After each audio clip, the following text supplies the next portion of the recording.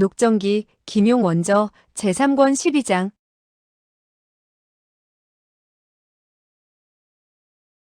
12. 크고 작은 마누라. 위소보는 3개의 교자를 빌려 서쪽 장안가로 가자고 명했다. 그리고 서쪽 장안가에 이르러 교자에서 내려서는 다른 교자를 불러 타고 천지회가 모임 장소로 쓰고 있는 곳과는 2골목길을 남겨두고서 교자에서 내려 말했다. 그대 모광부의 친구들은 어제 모두 성을 나갔소. 나는 친구들과 상의하여 그대들을 그쪽으로 전송해드리도록 하겠소. 그는 이제 황제가 내리신 황마궤를 입게 된 어전시위 부총관인지라. 스스로 생각해도 어른이 된 듯한 느낌이 들었다. 거기다가 황제의 칙령까지 받들고 있는 몸으로서 커다란 사건을 조사해야 했기 때문에 희희덕거리던 태도를 갑자기 바꾸었다. 거기다가 사부가 얼마 되지 않은 곳에 있다는 생각이 들자 조금도 방자한 행동을 취할 수 없었던 것이다. 방이가 물었다. 그대는 이후 어디로 가시려고 하나요? 위소보가 말했다. 나는 감히 더 북경에서 지체할 수가 없구려. 될 수 있으면 멀리 떠나고자 하오. 그러다가 태우가 죽은 후 일이 안정이 된 뒤에나 다시 돌아올 수 있을 것이오. 방이가 말했다. 우리는 하북 석가장에 좋은 친구가 있어요. 그대가 초라하다고 느끼지 않는다면 함께 가서 잠시 피하는 것이 어때요? 목건병이 말했다. 좋아요. 그대는 우리의 목숨을 구해준 은인이니 한 집안 사람이라 할 수 있어요. 3사람이 함께 길을 가는 것도 재미있는 일이 아니겠어요? 2사람은 그를 바라보며 기대에 찬 빛을 띠고 있었다. 그리고 목건병은 천진하면서도 열렬한 희망을 드러냈고 방이는 약간 부끄러운 듯한 태도를 짓고 있었다. 위소보는 자기가 중요한 임무를 띠고 있는 몸이 아니라면 2 아리따운 여인과 짝을 지어 동행하며 아무리 먼 길이라도 천천히 구경을 하면서 간다면 그야말로 즐겁고 신나는 일이라는 생각이 들기도 했다. 그러나 지금으로서는 사양하지 않을 수 없었다. 나는 친구에게 한 가지 요긴한 일을 해결하겠다고 약속을 했소. 그러니 지금으로서는 석가장에 갈 수가 없구려. 그대들 몸에는 상처가 있으니 2 소저의 몸으로 길을 가는 것도 불편할 것이오. 그래서 나는 1~2 사람의 믿을 수 있는 친구들에게 그대들을 호송시키고자 하는 것이오. 우리 잠시 쉬면서 음식을 먹은 이후 차차 상의하도록 합시다. 그리고 즉시 천지회의 거처로 들어서게 되었다. 골목 밖에서 지키고 있던 사람은 그를 발견하자 재빨리 그를 안내해 들어갔다. 마운초가 마중을 나왔는데 2명의 나이 어린 태감을 대동하고 있는 것을 보고는 무척 의아하게 생각하는 듯 했다. 위소보는 그의 귓가에 대고 나직이 말했다. 몫이 집안 소공야의 누이 동생이외다. 그리고 한 분은 그녀의 사저이외다. 내가 궁 안에서 구출해낸 것이외다. 마운초는 즉시 2 소녀에게 대청으로 올라와 앉도록 하고 차를 올렸다. 그러고는 위소보를 한옆으로 끌고 가서 말했다. 총타주께서는 어젯밤 북경성을 떠나셨습니다. 위소보는 속으로 크게 기뻐했다. 첫째, 그는 사부가 자기의 무공진도에 대해서 물으면 어쩔까 하고 퍽이나 불안스럽게 여겼던 것이다. 그리고 둘째로는 강희가 자기에게 맡긴 임무를 사부에게 말해야 할지 말아야 할지 판단을 내릴 수 없었던 것이다. 사부가 이미 북경성에서 떠났다는 말을 듣자 한결 마음이 놓였던 것이다. 그러나 그는 일부러 실망한 빛을 띠고는 발을 굴렀다. 이렇게, 사부님께서는 어째서 이토록 빨리 떠나셨단 말이오? 마운초가 말했다. 총타주께서는 위양주에게 전하라고 분부하셨습니다. 그러니까 그 어르신께서는 갑자기 대만에서 보내온 급보를 받고 반드시 돌아가 처리할 일이 생긴 것입니다. 그리고 총타주께서는 위양주에게 모든 일에 조심을 하며 기회를 보아 일을 행하라고 하셨습니다. 그리고 궁에서 거처하기가 불편할 때는 잠시 북경에서 떠나서 피하도록 하라고 하셨죠. 그런가 하면 위양주께서는 무공을 부지런히 연마해야 하며 위양주의 몸에 독상은 이미 모조리 제거되었는지 궁금하다고 하시기도 했습니다. 그리고 만약에 몸이 불편할 때는 반드시 급히 총타주에게 알리도록 하라고 하셨습니다. 위소보가 말했다. 네, 사부님께서는 여전히 저의 상처와 무공을 염려해 주셨군요. 정말 마음속으로 고마워하는 마음이 저절로 우러나오게 만드시는군요. 그의 두 마디 말은 거짓 없는 말이었다. 사부가 촉망 중에도 자기의 몸을 염려하는 것을 보고 확실히 고맙다는 생각이 뭉클하게 들었던 것이다. 그리하여 그는 다시 물었다. 대만에는 도대체 무슨 사고가 생긴 것이오? 마운초가 말했다.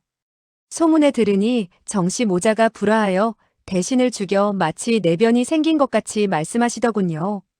총타주께서는 위명이 크게 높으신 분이니 어떤 별난이라 하더라도 그 어르신께서 도착하시면 모두 가라앉게 될 것이니 위양주께서는 걱정하실 필요가 없습니다. 이형, 관부자, 번영, 풍영, 현정도장 등 그들 모두 총타주를 따라갔습니다. 서셋째 형과 속하만이 북경에 남아서는 위양주의 분부를 따르라고 했습니다. 위소보는 고개를 끄덕이고 말했다. 그대는 서셋째 형을 오라고 하시오. 그는 팔비원후 서천천의 무공이 지극히 고강할 뿐만 아니라 사람됨도 기민하여 그 늙은이가 두 여자를 석가장으로 호송하는 데 있어서는 가장 안성맞춤이라 생각했다. 그리고 그는 다시 생각했다. 대만 역시 모자가 불화하여 사람을 죽이는 등 일을 일으키고 있구나. 그 점에 있어서는 북경의 태후나 황제와 같구나. 그가 대청으로 되돌아오니 방이와 목건병 두 사람은 함께 국수를 먹고 있었다.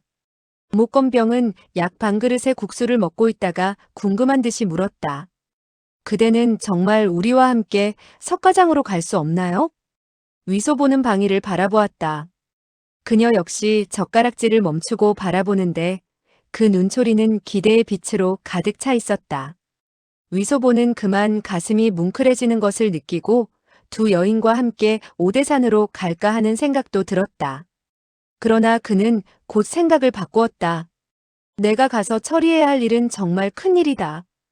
이 두 상처 입은 소저를 데리고 길을 간다는 것은 방해만 될 뿐이고 또 남의 주목만 끌게 될 것이니 절대 있을 수 없는 일이다. 그는 한숨을 내쉬고 말했다. 내가 이 일을 끝낸 이후 석가장으로 찾아뵙겠소. 그대들의 친구는 어디에 살고 있으며 이름은 무엇이라 부르오? 방이는 천천히 고개를 숙이고 젓가락으로 국수를 한 젓가락 집었으나 입안으로 가져가지 않고 나직이 말했다. 그 친구는 석가장 서쪽에서 노새와 말을 빌려주는 일을 하고 있어요. 그는 쾌마 송삼이라고 부르지요. 위소보가 말했다. 쾌마 송삼? 그렇군. 내 반드시 그대들을 만나러 가겠소이다. 그리고 얼굴에 짓궂은 빛을 띠고 나직이 말했다. 내 어찌 찾아가 보지 않겠소. 내 어찌 한 쌍의 수합해 어린 큰 마누라와 작은 마누라를 그냥 떼어놓고 살 수 있겠소? 목건병은 웃으며 말했다. 반나절 동안 착하다 했더니 드디어 정체를 드러내는군요. 방이는 정색했다. 그대가 만약 우리들을 절친한 친구로 여긴다면 우리들은 매일같이 그대가 오기를 기다릴 거예요. 그러나 만약에 경박한 마음을 품고서 사람을 존중할 줄 모른다면 차라리 오지 않는 것이 좋겠어요. 위소보는 가볍게 핀잔을 듣게 되자 약간 재미없다는 생각이 들어서 말했다. 좋소. 그대가 우스갯소리를 싫어한다면 이후 내 이야기하지 않도록 하지. 방이는 약간 겸연쩍은 듯 부드러운 어조로 말했다.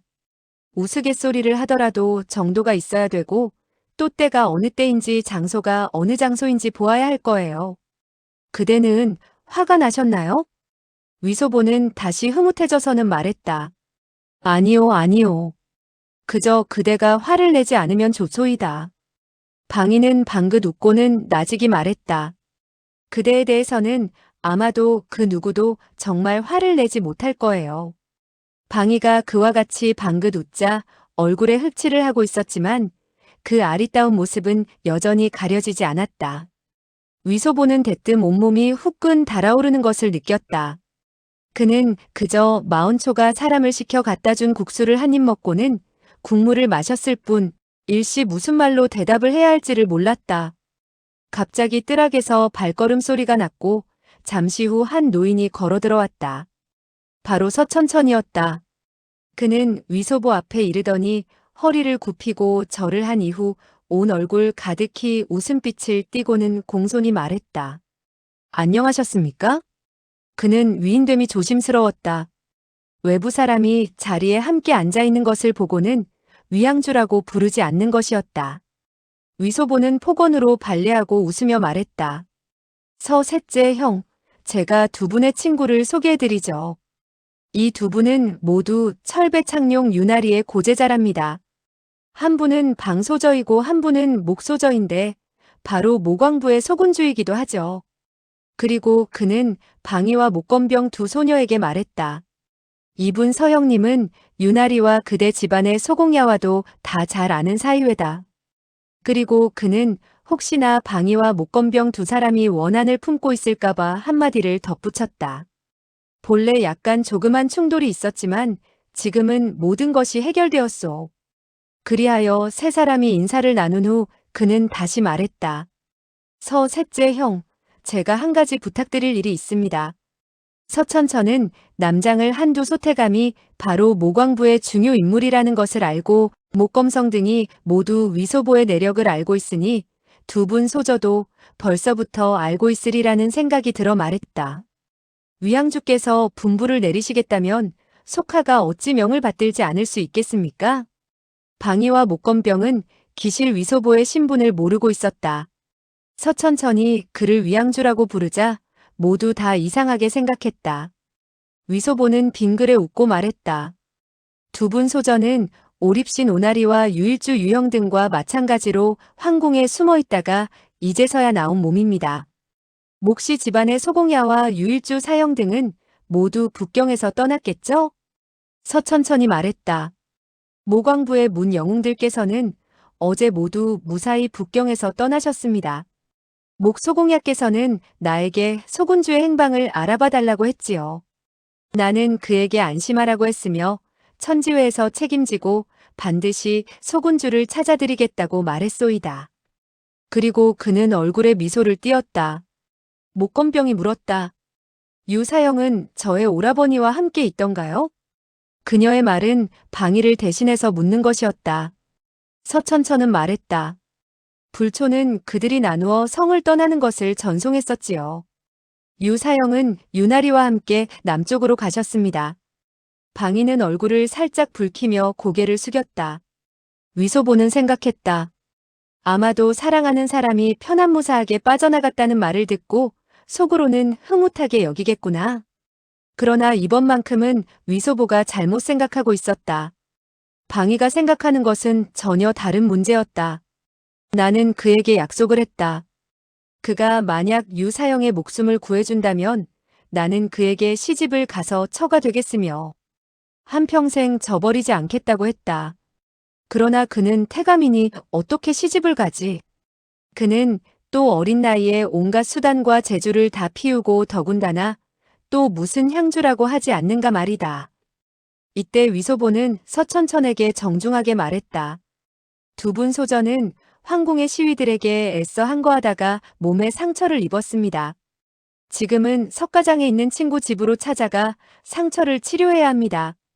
저의 생각으로는 셋째 형이 호송해 주셨으면 합니다. 서천천은 즐겁게 응낙했다. 마땅히 수고를 아끼지 않아야죠.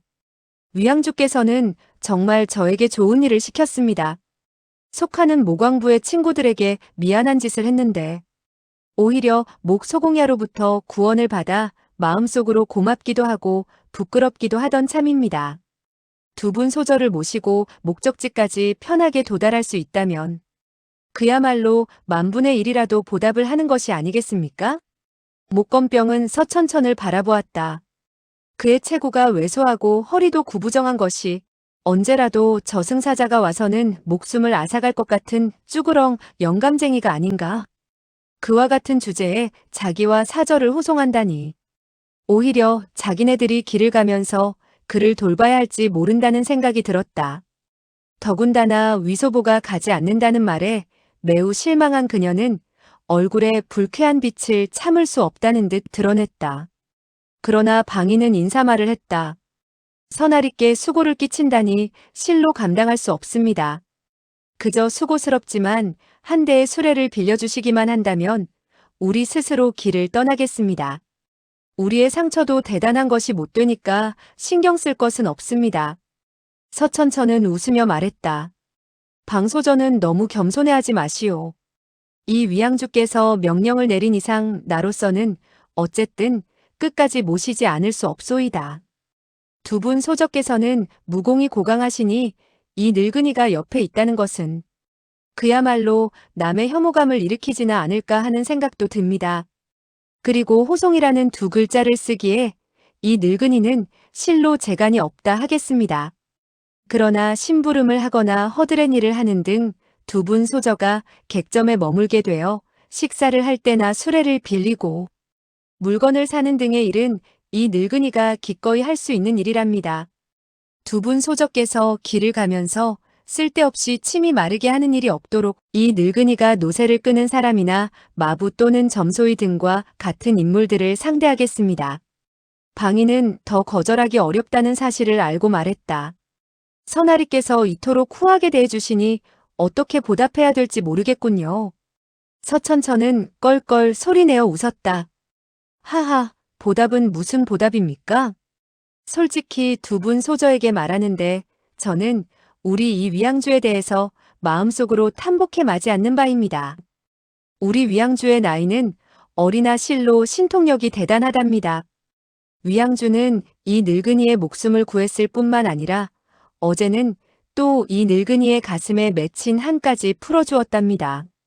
따라서 저는 속으로 어떻게 했으면 우리 위양주를 위해 단 몇 가지 일이라도 할 수 있을까 하고 생각하던 참이었습니다. 그런데 오늘 뜻밖에도 위양주는 이 늙은이에게 이번 일을 맡기는군요. 두 분 소저가 설사 나에게 모시지 말라고 하더라도 이 늙은이는 분부를 모른 척하고 선봉장이 되어서는 앞장서서 산을 만나면 길을 터놓을 것이며 물을 만나게 되면 다리를 놓아 두 분이 편안하게 석가장에 도달할 수 있도록 시중을 들겠소이다. 북경에서 석가장까지는 며칠이라는 노정에 불과할 뿐이지만 위양주께서 만약에 이 늙은이에게 두 분을 모시고 운남으로 가라고 한다면 그야말로 떠나야 할 몸이며 목적지까지 전송을 끝내야 할 판입죠. 목건병은 그가 모양은 매우 볼품없이 생겼지만 말하는 것은 꽤 재미있다는 생각이 들어 물었다. 그가 어제 어떻게 선아리에 화풀이를 했지요? 어제 그는 황궁 안에 있었잖아요. 서천천은 웃으며 말했다. 오삼계 그 도적의 수하에 개 같은 벼슬아치가 있는데 이름은 노일봉이라고 하지요. 그는 이 늙은이를 잡아가서는 고문을 하고 욕을 했으며 고약을 가지고 나의 입을 막기도 했는데 다행히 소저의 오라버니가 사람을 보내어 이 늙은이를 구출했지요. 위양주는 이 늙은이에게 반드시 사람을 시켜 그 개 같은 벼슬아치에 두 다리를 잘라놓겠다고 약속을 했소이다. 이 늙은이는 오삼계의 개 같은 아들이 이번 북경으로 들어올 때 수하에 무공이 능한 사람을 지극히 많이 데리고 왔을 것이라고 생각했지요. 그리고 노일봉이 지난번에 나에게 한번 쓴맛을 보았는지라 한번 당하게 된다면 좀 더 요령이 생겨 감히 다시 혼자서는 나서지 않을 것이니까 우리가 원한을 갚는다 하더라도 쉽게 갚을 수 없으리라고 생각했죠.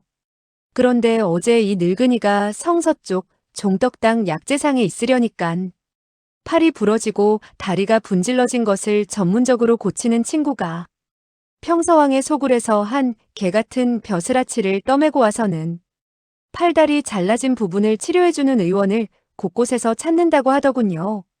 그런데 이 일은 정말 이상했습니다. 서천천은 잠시 말을 끊더니 다시 이었다. 그들은 의원을 찾고 또 찾고 해서 모두 20명이나 30명을 찾아내었으면서도 치료를 하지 못하게 하면서 다음과 같이 설명하는 것이었죠. 즉, 이 개 같은 벼슬아치는 이름은 노일봉이며 멍청해서 평서왕의 개 같은 아들이 친히 막대기를 들어 그의 개 같은 다리를 분질러 그로 하여금 일에 낮 일에 밤을 두고 고통을 당하도록 하겠다는 것이며 그렇기 때문에 치료하는 것을 허락하지 않는다고 했소이다. 방이와 목건병은 모두 이상하게 생각하고 위소보에게 물었다. 그것은 또 무슨 이치예요? 위소보가 말했다. 그게 같은 벼슬아치는 서 셋째 형에게 죄를 지었소. 그러니 자연 그에게 좀 더 고통을 당하도록 하자는 것이 아니겠소? 목건병이 말했다. 왜 그런데도 평서왕 소굴의 사람이 그를 떠매고 와서는 무사람들에게 알리는 거죠? 위소보가 말했다. 오응웅이라는 그 녀석은 사람들에게 소문을 내어서 나의 귀에 들어오도록 하자는 것이었소. 그것은 내가 그에게 그게 같은 벼슬아치의 다리를 분질러 버리라고 했는데 그는 그렇게 처리했던 것이 왜다. 목건병은 더욱더 의아하다는 듯 물었다. 그가 어째서 또 그대의 말을 들어야 하나요? 위소보는 미소했다. 내가 터무니없는 말을 짓거려 그를 한번 속였더니 그가 믿고 그대로 한 것이오. 서천천히 말했다. 나는 본래 그를 때려 죽이려고 했죠.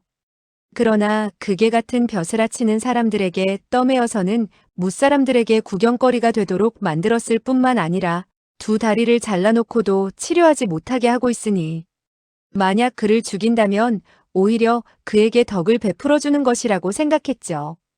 그리고 어제 오후에 내가 친히 그를 보았는데 그에게 같은 목숨은 그야말로 간들간들 남아있는 셈이었고 바짓가랑이도 똘똘 말아 올려졌는데 두 잘라진 다리가 그대로 드러나 크게 부어올랐을 뿐 아니라 시퍼렇게 멍이 들어서는 아파 죽겠다고 엄마까지 찾는 형편이었소. 그러니 두 분 소저, 이 늙은이가 마음속으로 얼마나 통쾌하게 생각하겠소. 이때 마운초는 이미 세 대의 커다란 수레를 빌려서는 문 밖에서 기다리고 있었다. 그 역시 천지회에서는 중요한 인물이었지만 회의 규칙 가운데 모두들 하는 짓이 사람을 죽이거나 나라의 법을 어기는 것이기 때문에 필요한 일이 아닐 때에는 될 수 있는 한 얼굴을 내밀지 않는 것이 좋다고 되어 있었다. 그렇기 때문에 방이와 목건병 두 사람에게도 소개를 시켜주지 않은 것이었다. 위소보는 속으로 생각했다. 내 보따리 안에는 모두 5권의 42장경이 들어있다. 이 책들이 무슨 소용이 있을는지 나는 조금도 모르고 있다. 그러나 그 많은 사람들이 목숨을 걸고서라도 훔치거나 빼앗으려고 한 것을 보면 반드시 어떤 연고가 있을 것이다. 그리고 몸에 지니고 길을 재촉하게 된다면 잃어버릴 우려가 있을 것이다. 그리하여 잠시 생각해 본 이후 좋은 계책이 생각나 그는 마언초에게 살그머니 말했다. 형, 나는 궁 안에 절친한 형제와 같은 친구가 있었는데 오랑캐의 시위들에게 죽음을 당했소이다. 내가 그의 시체를 가지고 나와 그를 안장시켜 주어야겠소이다. 그러니 그대는 즉시 사람을 보내 항구의 관을 사오도록 하시구려. 마운초는 생각하기를 위양주의 절친한 친구가 오랑캐에게 죽음을 당한 것을 보면 반드시 청나라에 반항하는 의사임에 틀림없다고 생각하고 친히 유주에서 만나는 좋은 나무로 만든 관을 사왔다. 그리고 그는 위양주가 씀씀이가 대단히 해프다는 것을 알고 있었기 때문에 위양주가 그에게 맡긴 300냥의 은자 가운데 30몇 냥만 남기고는 거진 다 써버렸다. 즉 관을 사는 이외에도 수의, 뼈를 담는 항아리, 석회, 면지, 기름 먹인 배, 영내, 영번, 지전 등 물건을 골고루 갖추었으며 또 될 수 있는 한 좋은 물건만 샀다. 거기다가 방이와 목건병 두 여인을 위해 남장하게 되었을 때 사용할 옷가지와 신발, 그리고 모자는 물론 도중에 먹을 걸량은 말할 것도 없이 간식에 사용할 음식까지도 마련을 했다. 그런가 하면 시체를 염하는 사람과 관에다 칠을 하는 사람까지도 불렀다. 모든 물건이 갖추어져 떠날 때까지 위소보와 두 여인은 한두 시간 잘 수 있었다. 위소보는 먼저 여느 사람의 옷차림으로 바꾸어 입고 생각했다. 내가 성지를 받들어 오대산으로 공무차 가는 길이니 그야말로 바쁘게 되었다. 어느 겨를에 무공을 연마할 수 있겠는가. 사부의 이 무공 비급을 다른 사람에게 도적질 당해서는 안 되겠지. 그리하여 그는 5권의 경서와 사부가 준 무공비급을 기름 먹인 배에다 한 겹 한 겹 완전 무결하게 쌌다. 그러고는 부엌으로 가서 한 움큼의 나무재를 안고 와서는 사람의 시체를 태우고 남은 재를 담는 항아리에다 쏟고서는 생각했다. 관 안에다 진짜 시체를 한 구 넣는 것이 가장 좋다. 그렇게 하면 그 누가 관을 열고 살펴본다 하더라도 의심하지 않을 것이다. 하지만 순식간에 어디 가서 나쁜 사람을 죽일 수 있겠는가? 이윽고 그는 맑은 물을 찍어서는 눈과 얼굴에 바르고 슬픈 표정을 하고서 2손에 기름을 먹인 종이로 싼 보따리와 뼈의 재를 넣는 항아리를 들고서는 후청으로 갔다. 그리고는 보따리와 항아리를 함께 관 안에 넣고 앉아서는 방성통곡을 했다. 서천천과 마운초 그리고 방이 및 목건병 2소녀는 이미 후청에서 기다리고 있었는데 그가 땅바닥에 엎드려서 통곡을 하는 것을 보고는 더 의심하지 않았다. 그저 그의 절친한 친구의 죄인가 보다 생각하고 모두 꿇어 엎드려서 절을 했다. 위소보는 죽은 사람의 가족이 위문을 하러 온 사람에게 발례하는 광경을 본 적이 있는 터라 관 옆으로 서둘러 다가가서는 엎드려 4사람에게 발례를 했다. 곧이어 염습꾼이 면지와 석회 등의 물건을 깔기도 하고 옆에다 놓고는 관뚜껑에다 못질을 했다. 이어 칠쟁이가 관에다 칠을 했다. 마운초가 물었다. 이 의사의 존성대명은 어떻게 되시죠? 그래야만 관에다가 그의 이름이라도 써놓을 것이 아니겠습니까? 위소보가 말했다. 그는 목이 메인 듯 일부러 울음소리를 내면서 속으로 생각해보고 나서 말했다. 그는 해계동이라고 하지요. 그는 해대부, 소계자, 서동 3사람의 이름을 각기 한 자씩 따서 이름을 만든 것이었다. 그리고 속으로 생각했다. 내가 그대들 3사람을 죽였지만 이제 그대들에게 절을 하고 지전을 태워서 그대들이 저승에서 사용하도록 했으니 그대들 새 원기는 설마하니 다시 나에게 달려드는 일은 없겠지. 목건병은 그가 슬피 우는 것을 보고 위로의 말을 했다.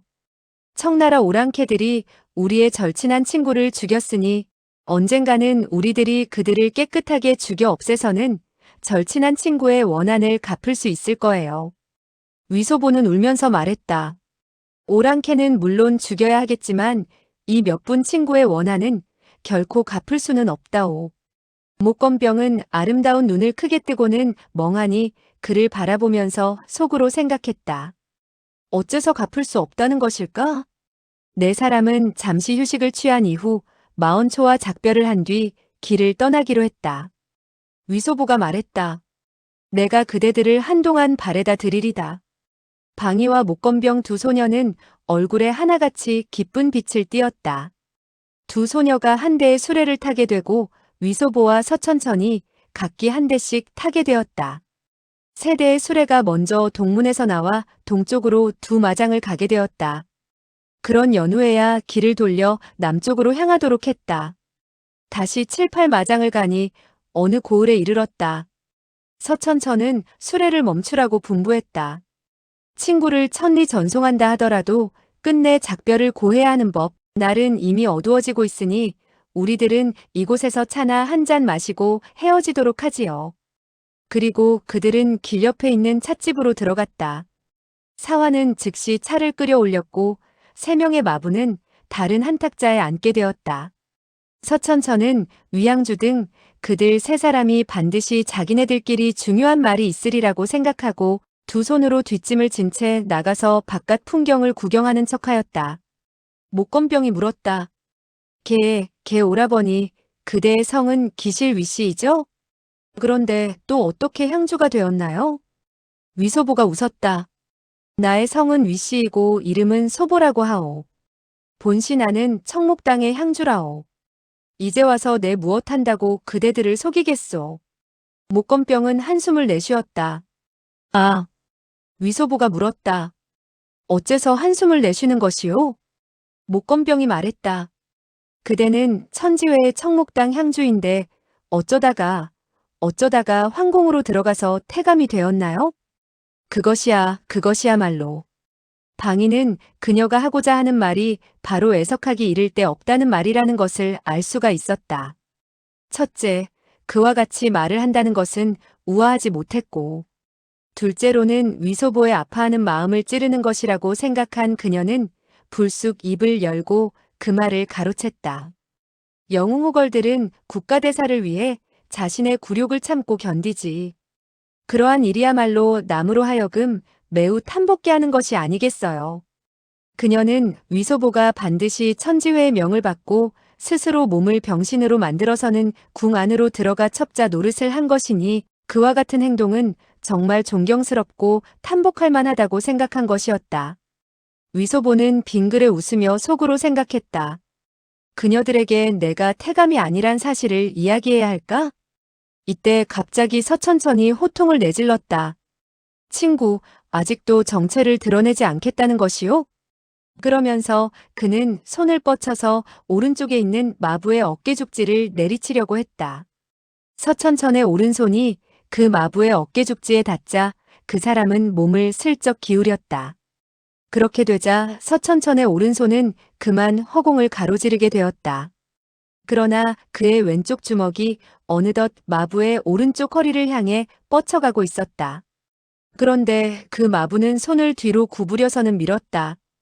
그리하여 그 한 대의 주먹을 바깥쪽으로 밀었다. 서천천은 오른쪽 팔꿈치를 들어 다시 그의 뒷덜미를 내리찍으려고 했다. 그 마부는 오른손을 뒤로 쳐들더니 서천천의 정수리를 후려치려고 했다. 그리하여 서천천은 즉시 두 발에 힘을 주어서는 뒤로 물러났다. 그는 잇따라 3초를 썼다. 그러니까 일장으로 후려치고 주먹으로 내질렀으며 팔꿈치로 내리찍으려 했는데 이 모두가 매우 날카로운 수법이었다. 그러나 그 마부는 가볍게 일일이 해소시켜버린 것이었다. 서천천은 놀람과 함께 분노를 느꼈다.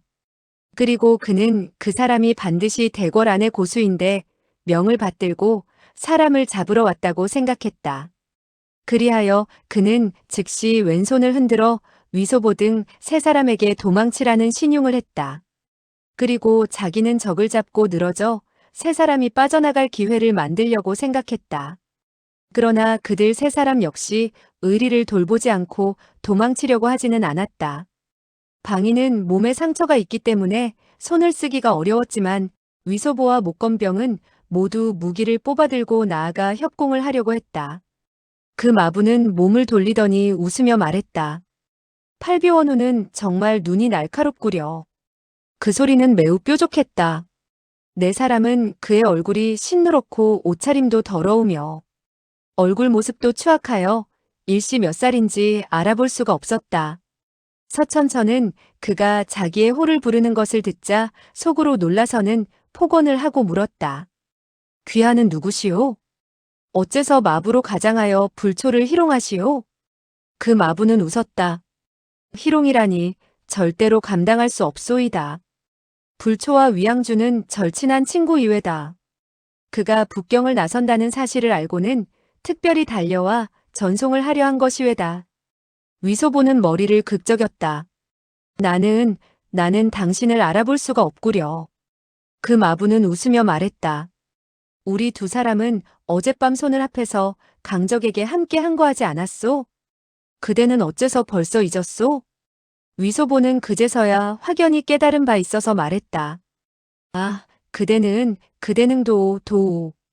그는 비수를 신발목에 끼우고 재빨리 달려가 그녀의 손을 잡았다. 그제서야 그는 도궁아가 마부로 가장한 것임을 깨달은 것이다. 도궁아는 얼굴에 소기름과 수분을 마구 발라 다른 사람은 그녀가 기뻐하는지 성을 내고 있는지 알아볼 수 없도록 만들어 놓고 있었다. 이때 그녀는 어조에 기쁜 빛을 띠고 말했다. 나는 오랑캐들이 사람을 보내 그대의 앞길을 막을까봐 이와 같이 변장하여 한동안이나마 호송하고자 한 것이라오. 그런데 선아리께서는 눈이 날카로워서 그분의 눈은 속일 수가 없었군. 서천천은 위소보의 얼굴 표정을 보고 이 사람이 친구이지 적이 아니라는 것을 깨달았다. 그리고 한편으론 기쁘기도 하고 또 한편으론 부끄럽게 여기며 두 손을 맞잡았다. 귀하의 무공이 고강하구려. 탐복했소이다. 탐복했소이다. 위양주는 인연이 정말 좋군. 도처에 고인과 사귀다니 말이 왜다. 도궁하는 웃으며 말했다. 고인이라니 감당할 수가 없군요. 실례지만 서형에게 묻겠는데 저의 변장의 어느 구석에서 빈틈을 발견하셨나요? 서천천히 말했다. 빈틈은 없었소이다. 그러나 길을 오면서 나는 귀하가 채찍을 휘둘러 노새를 쫓을 때 여느 마부와 다르다는 것을 느꼈지요. 귀하의 손목은 움직이지 않는데 채찍은 곧장 뻗쳐나갔으며 팔꿈치를 굽히지도 않는데 이미 채찍을 움츠려 되돌아오게 했죠. 이와 같이 고명한 무공은 북경에서 커다란 수레를 모는 친구들 가운데 아마 몇 분 되지 않을 것이외다. 그리고 네 사람은 소리내어 웃었다. 서천천은 웃으면서 말을 계속했다.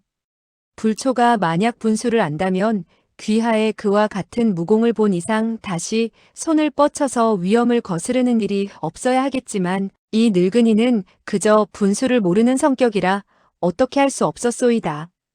도궁아가 말했다. 서형은 너무 서운하신 말씀을 하는구려. 실례된 점 용서하세요. 서천천은 폭언을 했다. 그런데 실례지만 존성대명은 어떻게 되시오? 위소보가 말했다. 이분 친구는 도씨라고 하죠. 형제와는 생사를 같이 한 사람이랍니다.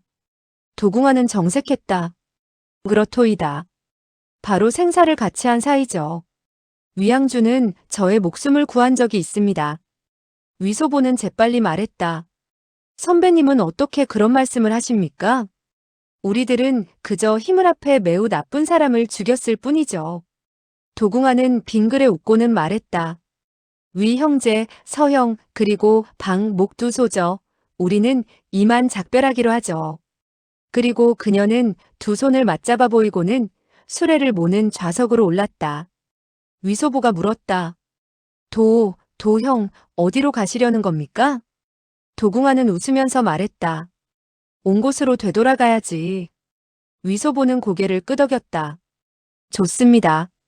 그럼 다음에 다시 만나기로 하죠. 그러고는 그녀가 수레를 몰고 떠나가는 것을 지켜보았다. 목건병이 물었다. 선아리, 저 사람의 무공은 정말 고강한가요? 서천천히 말했다. 무공이 대단하오. 그녀는 여자이니까 더욱더 대단하다고 봐야겠지. 목건병은 의아하여 물었다. 그녀가 여자라고요? 서천천히 말했다. 그녀가 수레 위에 오를 때 허리를 비트는 것으로 보아 자세가 훌륭하기는 했지만 그래도 약간 허리를 비비꼬는 면이 없지 않아 있었으니 물론 여자이지요. 목건병이 말했다. 그녀가 말하는 소리는 매우 뾰족했어. 남자 같지는 않았어요.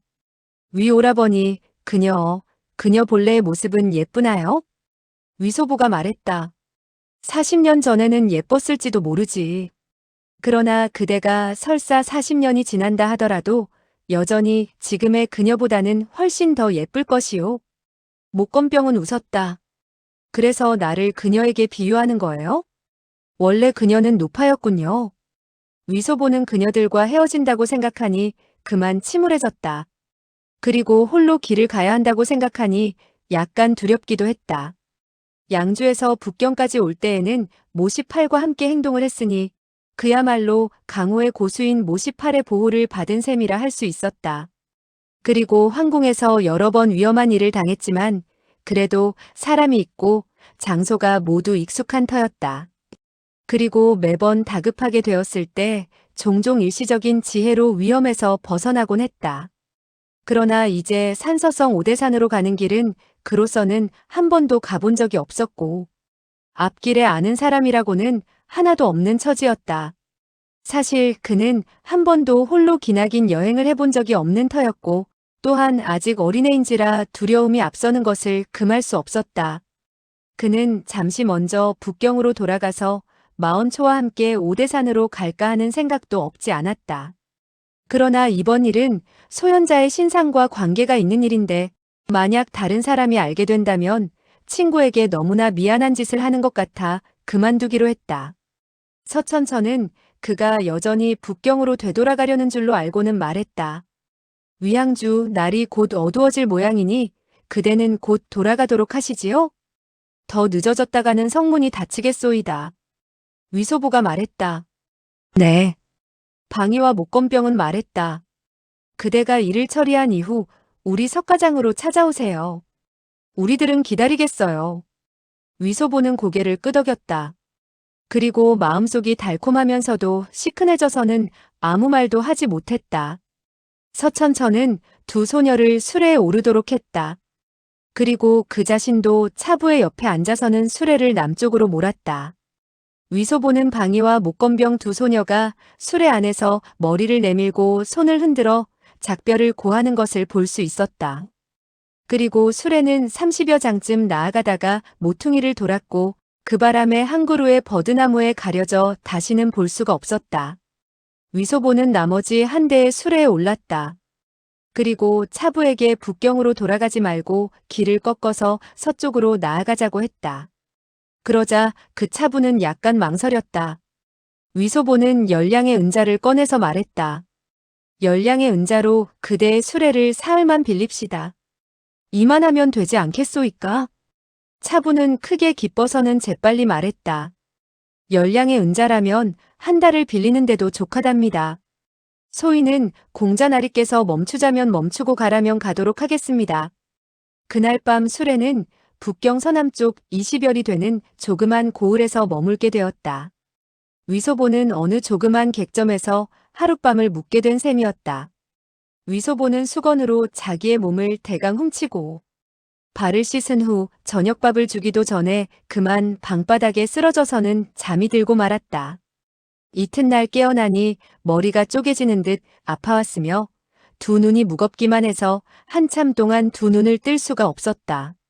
거기다가 사지가 시큰거리고 맥이 빠져 꼼짝하기가 어려울 정도였다. 마치 악몽을 꾸고 있는 것 같았다. 그는 소리쳐 사람을 부르려고 했으나 소리를 지를 수도 없었다. 그리고 눈을 들어보니 땅바닥에는 세 사람이 쓰러져 있지 않은가. 그는 깜짝 놀라 한참 동안 멍하다가 정신을 차렸다. 그리고 몸을 일으켜 앉았다.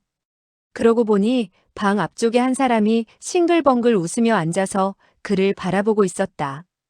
위소보느나 하는 소리를 냈다. 그 사람은 웃으며 물었다. 이제서야 깨어났는가? 바로 도궁하였다. 위소보는 이때서야 마음을 놓으며 말했다. 도누님, 도소저, 도대체 어떻게 된 노릇이죠? 저 세 사람이 누구인지 보라고. 위소보는 방에서 내려섰다.